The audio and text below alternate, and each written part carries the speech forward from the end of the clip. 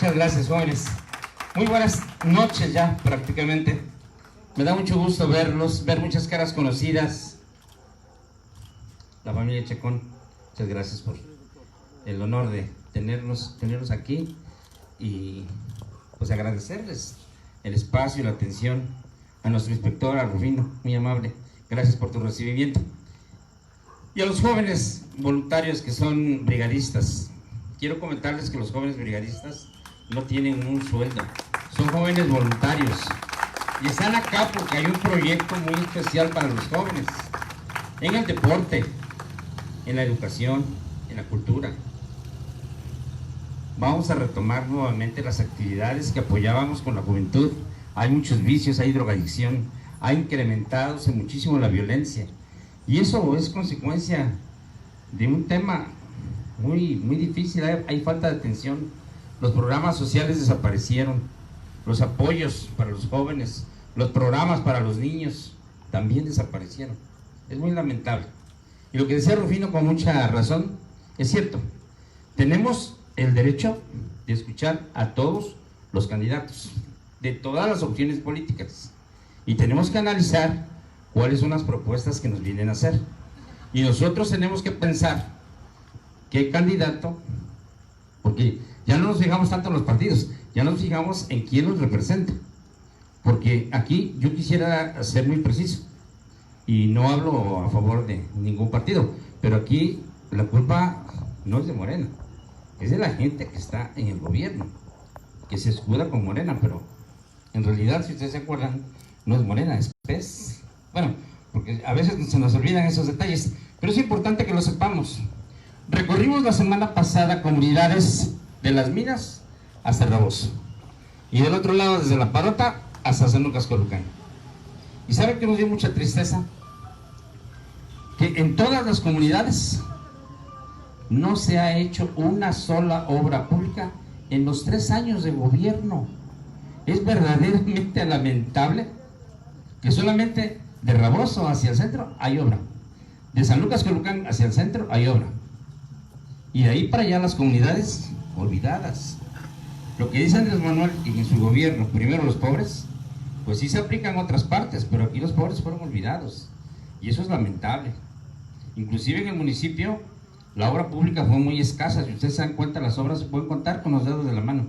No hubo un verdadero proyecto que arrancara o que detonara al municipio. Ciertamente vino la pandemia, pero eso no implica dejar de trabajar o dejar de seguir haciendo la obra pública que nos corresponde.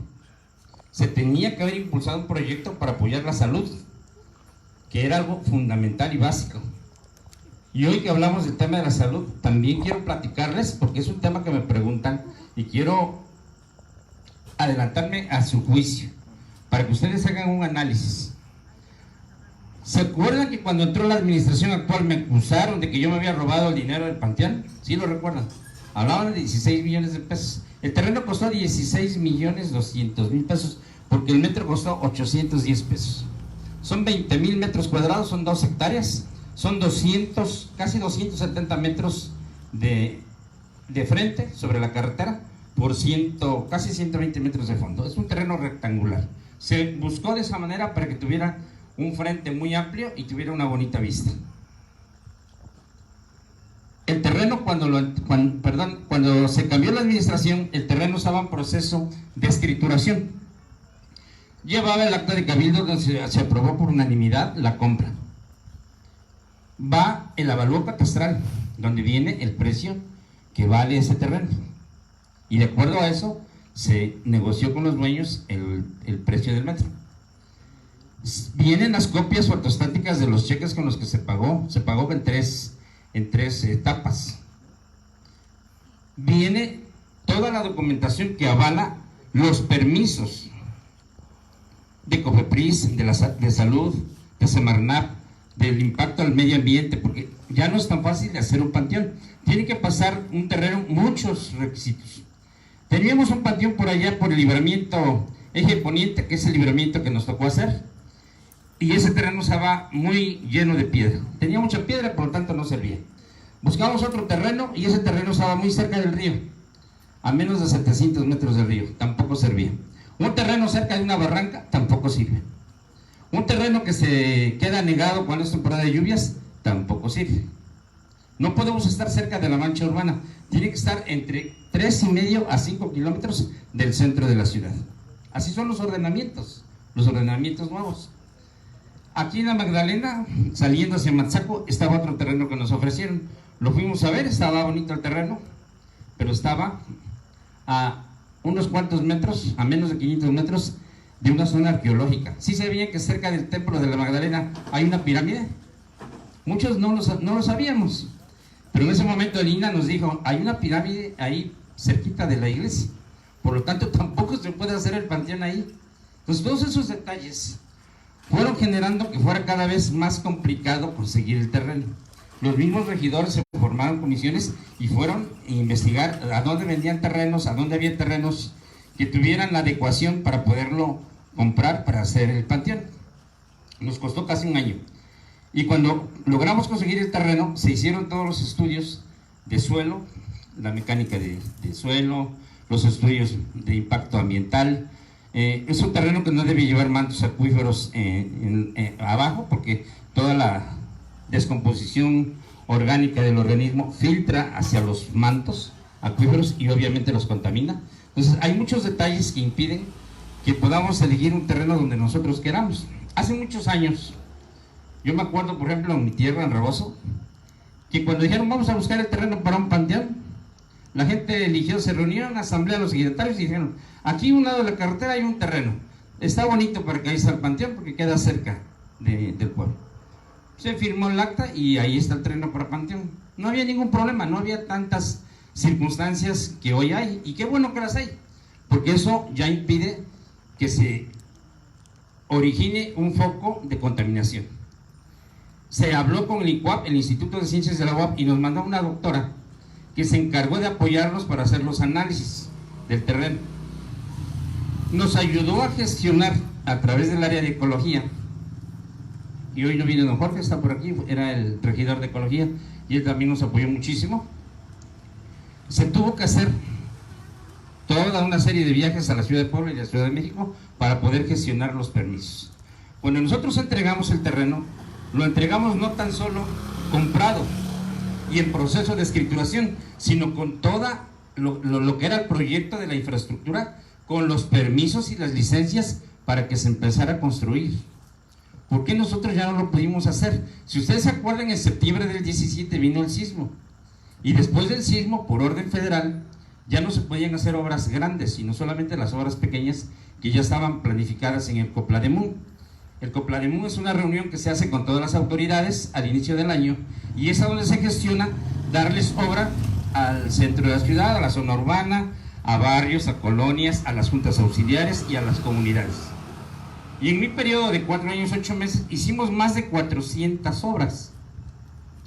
Hoy les digo, porque hemos hecho el análisis, que en un periodo de 3 años, pocas veces se ha logrado rebasar 100 obras en 3 años, lo que normalmente hace una administración. Nosotros el primer año hicimos 114 obras, el segundo año 107, el tercer año 109, y solamente el cuarto año bajamos de 100. Pero en general hicimos en los 4 años, 8 meses, más de 400 obras.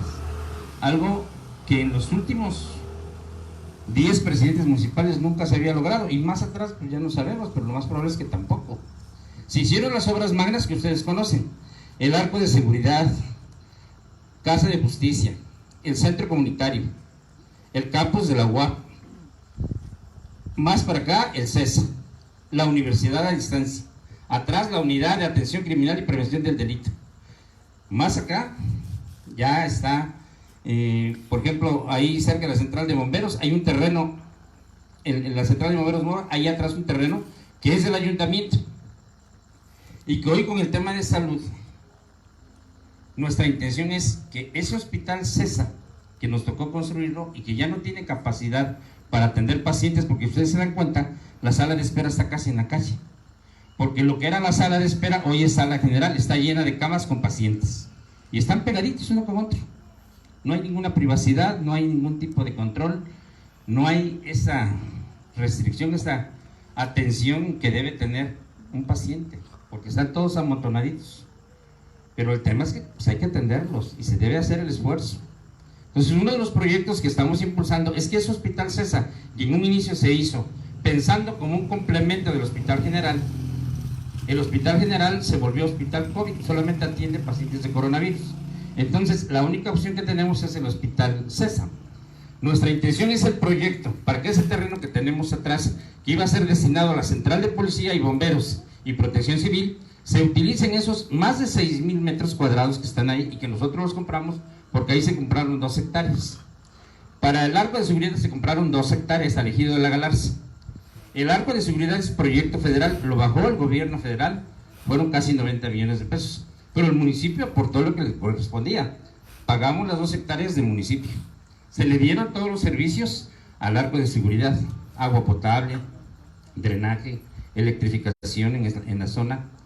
Se llevó todo el tema de alumbrado a través de celda solar para evitar el consumo excesivo de energía eléctrica. Y si ustedes lo han visitado, el arco de seguridad adentro, en la parte de la segunda planta, tiene todo un panel, una pared como de 120 metros cuadrados, donde tiene aproximadamente 80 pantallas, a donde se puede ir verificando todo lo que se aprecia a través de las cámaras de seguridad que debe tener la ciudad.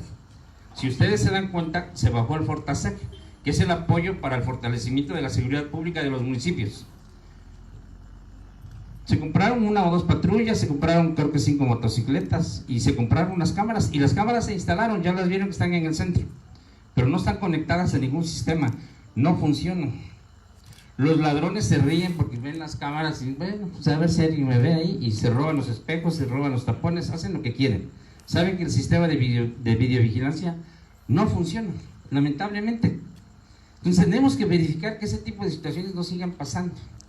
Uno de los proyectos es que nosotros, con recurso federal y a través de la Secretaría de Salud, bajemos un proyecto para que el Hospital CESA se vuelva un hospital general de tercer nivel y atienda las especialidades básicas: ginecología, pediatría, cirugía, medicina interna, y crezca de 6 camas que tiene ahorita a 40 o 60 camas, que es el hospital que le sigue, que es un hospital de especialidades.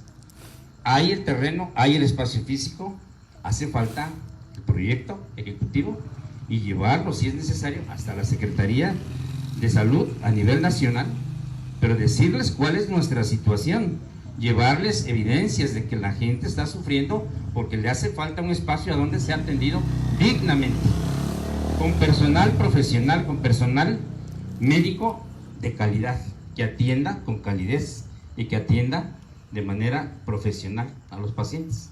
Si logramos ese proyecto, los problemas en la atención de salud se van a acabar, porque el Hospital General puede seguir siendo Hospital COVID mientras dure la pandemia, pero el Hospital CESA tendría que ser la alternativa para que se atiendan los pacientes que no tienen COVID. Esa es una situación para buscar soluciones reales y que sean tangibles. El eje poniente estaba planificado hacerlo con concreto hidráulico. Ya no se pudo porque era una obra pues realmente costosa. Son casi 3 kilómetros de seguro desde el puente hasta 4 caminos. Iluminado al camellón central como hicimos el Boulevard Oaxaca. Ya no nos dio tiempo a hacerlo, pero está el proyecto. Todos esos proyectos que dejamos pendientes los vamos a volver a reprogramar y los vamos a impulsar para seguirle cambiando el rostro a Izúcar.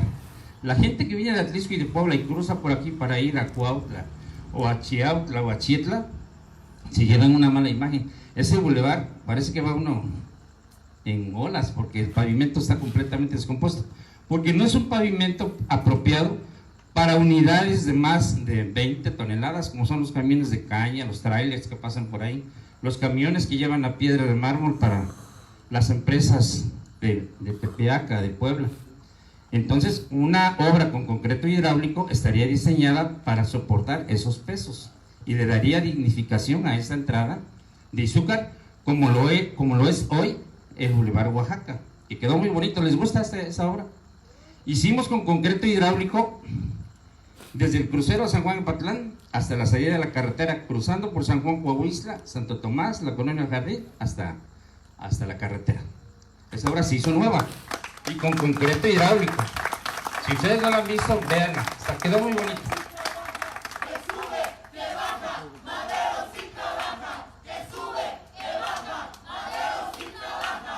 Gracias. Aquí en el barrio de Los Reyes, me da gusto estar en este lugar.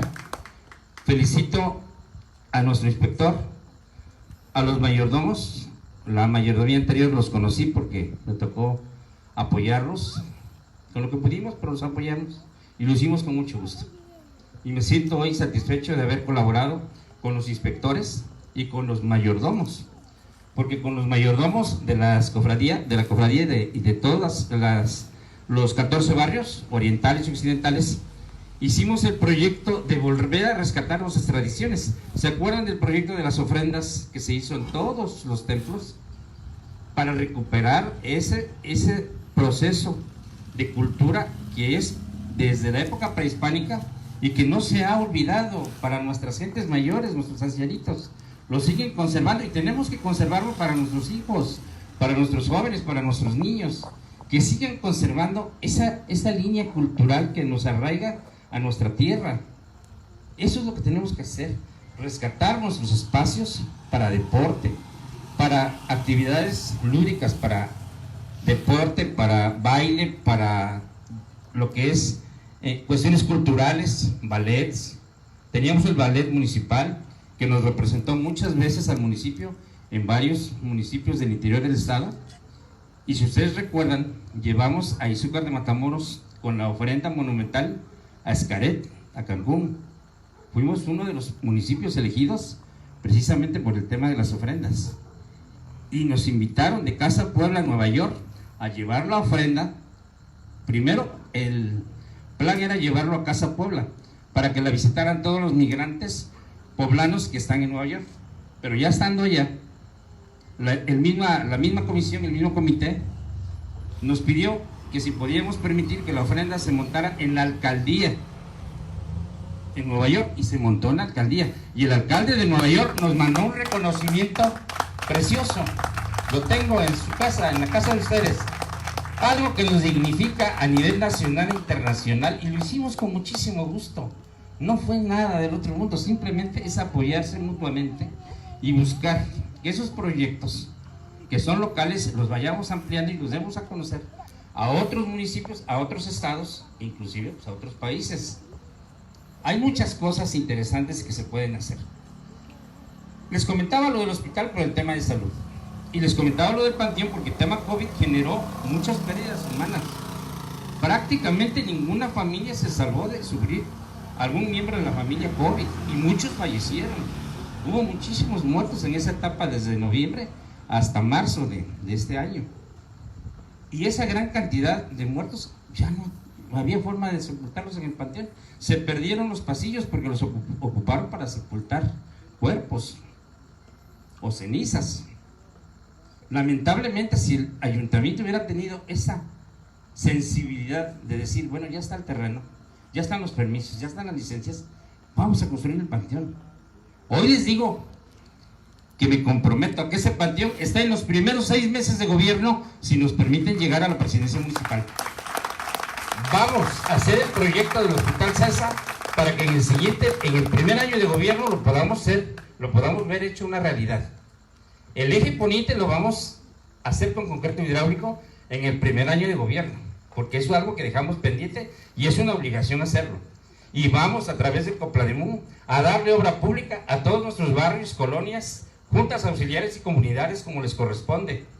El programa de abonos y semillas y fertilizantes se dejó de dar.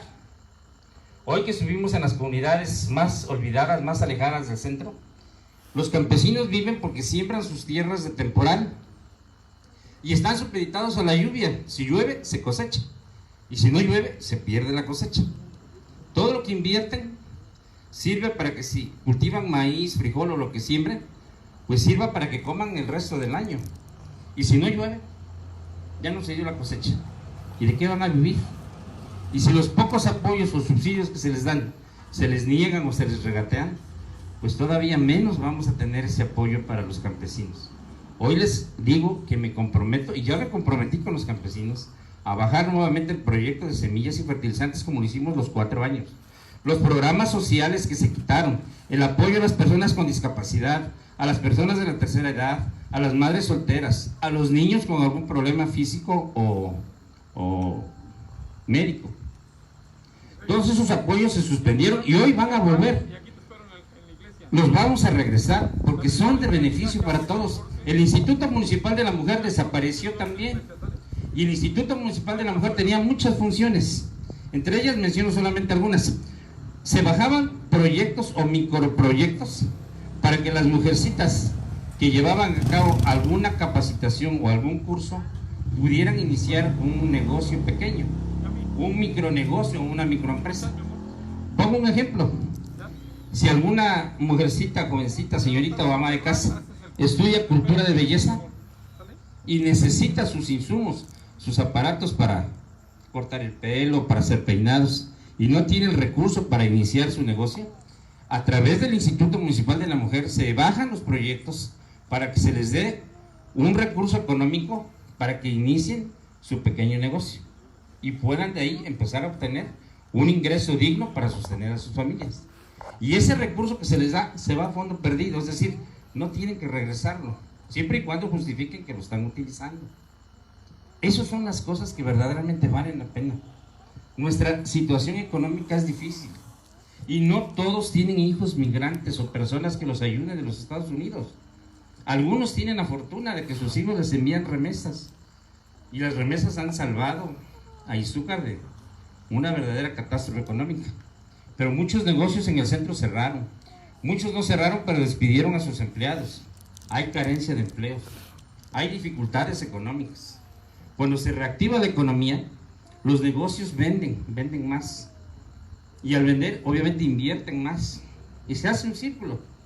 Se venden mejor en los mercados, se consumen más productos, la canasta básica se surte de manera más adecuada, porque hay recursos, porque hay dinero. Si no hay eso, hay pobreza, hay hambre, hay necesidades. Creo que tenemos que volver a impulsar esos proyectos que fueron tan útiles y tan beneficiosos para todos nuestros ciudadanos. Les quiero decir que todas esas cosas que les he comentado, ya las hicimos una vez, ya tenemos la experiencia de haber sido gobierno. Ya les comenté que no me robé nada. Si me hubiera robado algo, sería muy cínico de estar aquí nuevamente pidiéndoles su confianza y su voto. No hubo nada de eso, y por eso estoy aquí, para aclararlo. Porque yo esperaba, después de esa denuncia, bueno, pues tiene que haber una denuncia judicial, tiene que haber una denuncia en la Fiscalía Anticorrupción, tiene que haber algo, y me van a llamar a declarar, y voy a justificar qué se hizo con ese dinero. Pero nunca hubo nada, fue nada más mediático, lo dieron a conocer a los medios, a la prensa, y fue un golpe moral para mí y para muchos compañeros que fueron compañeros en esa época en el gobierno municipal, porque no esperábamos ese tipo de situaciones. Casa Colorada se clausuró por el INAH, porque había riesgo de que se derrumbaran los techos. Salieron, digo, como se pudo, todos corriendo, y algunos, como Dios nos dio a entender, pero todo el mundo salió corriendo. Nosotros íbamos a La Parota a entregar una obra de electrificación y nos tuvimos que regresar porque por el sismo nos enteramos inmediatamente de que la situación estaba muy grave, muy crítica. Las cúpulas de los templos que se cayeron, el Templo de la Luz, Santiago Apóstol, San Juan de Dios, templos muy dañados como Santo Domingo, que aún siguen sin ser reutilizados porque no se han vuelto a rehabilitar. Eso es lamentable. Y casas caídas, muchas estrelladas, muchas en daño total, pérdida total, y se tenían que tirar y se tenían que levantar el escombro, se tenían que limpiar las calles, y todo eso se tuvo que hacer, y se tuvo que rentar maquinaria, y se tuvo que distraer la atención de el área de obras públicas para atender la contingencia. Hoy les digo que eso generó que no se terminara de trabajar como estaba planeado. Pero les comento esto porque cuando fue el relevo, cuando hicimos la entrega-recepción, levantamos el acta, entregamos las oficinas con su equipo, con las distintas áreas que tenían. Muchos de ustedes visitaron las oficinas que teníamos en el DIF, que fueron habilitadas para hacer área de atención como oficinas del municipio. Había una sala de cabildos, se compró todo nuevo, sillas, mesas, escritorios, computadoras. Y resulta, curiosamente, cuando tuve una reunión con inspectores que hoy nos están apoyando, y agradezco mucho hoy la presencia, por ahí nos acompañaba un compañero inspector del Mirador, por ahí está sentado, y me decía: doctor, sacaron en el patio del DIF un montonzote gigante de sillas rotas, de escritorios rotos, de computadoras en pedazos. Todo eso lo fueron a sacar de Casa Colorada, que ahí se quedó como pérdida total, y lo fueron a poner allá en el patio del DIF, y dijeron: eso es lo que nos dejó el doctor Madero. Se llevó todo, se llevó las sillas, se llevó los escritorios, se llevó las computadoras. Esa es una situación absolutamente inmoral, una falta de respeto, y de veras una situación innegablemente negativa desde cualquier punto de vista que se vea. No se debe hacer eso, porque más tarde o más temprano la gente se va a enterar que eso fue una mentira. Pero bueno, vamos a retomar el rumbo. Yo vengo con ustedes a hacer el compromiso. Ya sabemos cómo se trabaja, ya sabemos cómo bajar recursos, ya sabemos cómo gestionar obras, ya sabemos cómo bajar proyectos. Tenemos nuevamente que retomar el camino de la reconstrucción. En esos 3 años la obra pública fue muy pobre, y en muchos lugares no hubo obra, y en algunos casos la obra fue una obra en los 3 años, y en algunos casos hasta 2, si es que les fue bien. Es lamentable que ese tipo de situaciones estén privando hoy en nuestro municipio, y no estoy hablando en contra de ningún partido, ni digo, Morena no tiene la culpa. Probablemente el presidente ni siquiera sepa qué está pasando en el sur, porque no tiene ojos para ver todos los municipios del país, pero él se tendrá que enterar de lo que aquí está pasando. Lo vamos a enterar. Tengo la fortuna de tener la amistad personal con el presidente, y le haremos saber lo que aquí está sucediendo, o lo que aquí pasó en esta etapa de gobierno, porque no es correcto y no es sano, no es saludable que se le culpe a un partido político de las desdichas que un grupo vino a hacer dentro de la administración municipal. Por lo tanto, los invito, vamos a hacer una reflexión.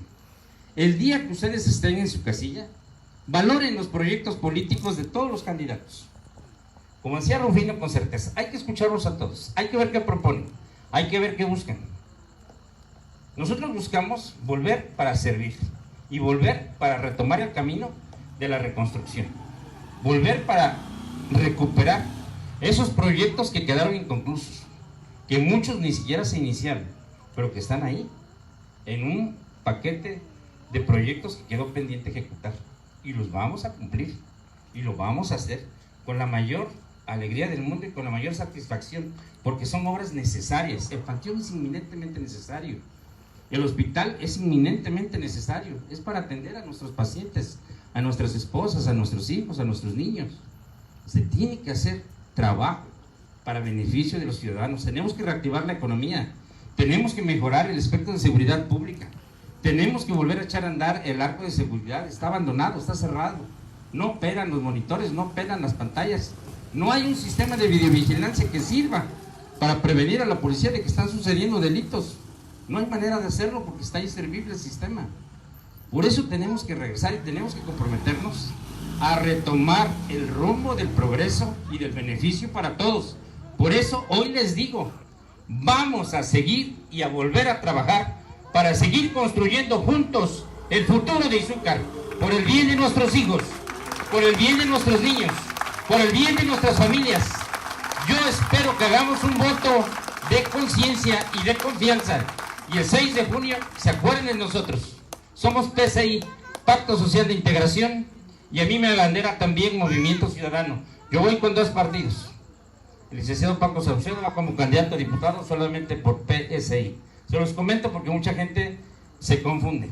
Yo voy con 2 partidos a la presidencia municipal. El abogado Paco Saucedo va nada más por PSI. Por eso a muchos de nuestros amigos les decimos, para que no se confunden, voten solamente por un partido, por PSI. Y para la presidencia municipal se puede votar también por Movimiento Ciudadano. Así es que nada más lo analizamos, y cuando voten, acuérdense que venimos a comprometernos a trabajar, no a prometer cosas que no se puedan realizar, porque eso sería mentirles y mentirles no es lo correcto, no es sano, no es agradable. Y al rato el presidente se anda escondiendo porque la gente le está exigiendo que cumpla lo que prometió. Y el presidente no da la cara porque no tiene forma de cumplir lo que se comprometió. Por lo tanto, los invito a que ese 6 de junio analicemos a qué ciudadano, a qué partido le vamos a dar nuestra confianza. Estoy aquí para comprometerme con ustedes y para decirles frente a frente qué fue lo que pasó y qué es lo que queremos hacer, cuál es nuestra idea de gobierno y nuestro proyecto que vamos a impulsar desde la presidencia municipal. Pero tenemos que ser partícipes de que los ciudadanos, a través de sus autoridades, nos ayuden para que eso se pueda hacer una realidad. Vamos a trabajar de la mano, sociedad y gobierno, porque es la única forma de sumar esfuerzos y de lograr buenos resultados. Muchas gracias. Barrio de los Reyes, muchísimas gracias. Felicidades por ese hermosísimo arco. Qué bueno que se mantiene intocable, está bellísimo. Muchas felicidades. Mi cordial saludo a los mayordomos. Volverán a contar con nuestros apoyos para las fiestas patronales, como lo hacíamos hace 7 años, del 2014 al 2018. Hoy los mayordomos están olvidados. Vamos nuevamente a volver a trabajar de la mano con ellos y con las autoridades, con los inspectores de cada uno de los barrios y de las colonias. Muchísimas gracias.